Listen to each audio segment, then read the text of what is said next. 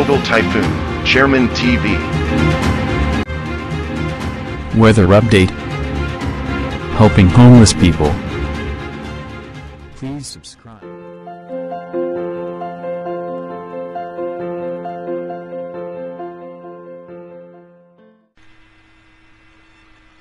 Magandang umaga po. Ito po ang latest update natin ngayong araw, February 27, 2024.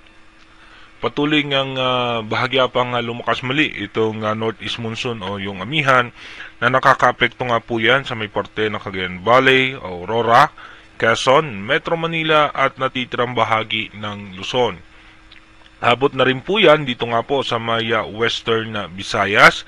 At yung extension naman ng kaulapan ng low pressure area na nasa labas ng ating Philippine Area of Responsibility, ito naman po ay posibleng magdulot ng mga biglaang pagulan sa may Davao Region. Asahan naman po natin ayon nga sa advanced weather forecast ng European Center, wala pa rin po tayong posibleng bagyo na minomonitor sa ating advanced weather forecast. Dumako muna tayo sa ating rain map animation kung saan yung mga lugar na may tsansa ng pagulan. Magkakaroon ng tsansa ng pagulan dito nga po sa may parte ng Mindanao dahil nga po yan sa extension ng kaulapan ng low pressure area.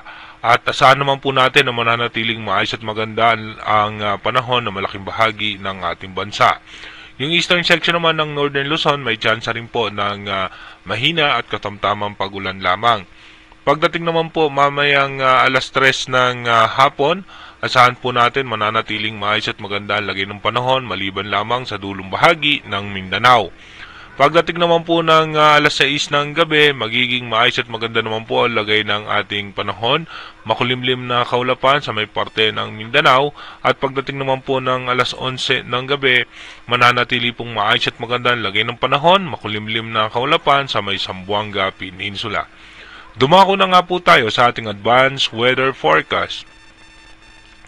Dito nga po sa ating advanced weather forecast, pagdating nga po ng February 28 hanggang February 29, asahan nga po natin na mawawala muli yung northeast monsoon at bubugso nga itong easterlies. Magkakaroon nga po tayo ng shear line dito naman sa may parte ng Taiwan. At pagdating naman po ng March 1 hanggang March 2, asahan po natin na mananatiling maayos at maganda ang lagay ng ating panahon at bubugso muli yung amihan.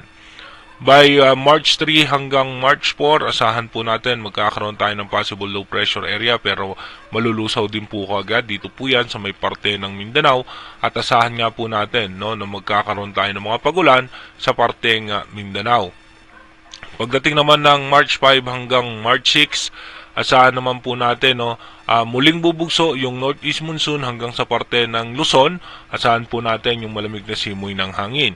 Pagdating naman po ng March 7, dito nga po magkakaroon tayo ng possible shear line na magpapaulan naman po sa parte ng Luzon hanggang Central Luzon at Metro Manila. At wala nga po tayo nakikitang anumang posibleng bagyo na makakaapekto sa ating bansa.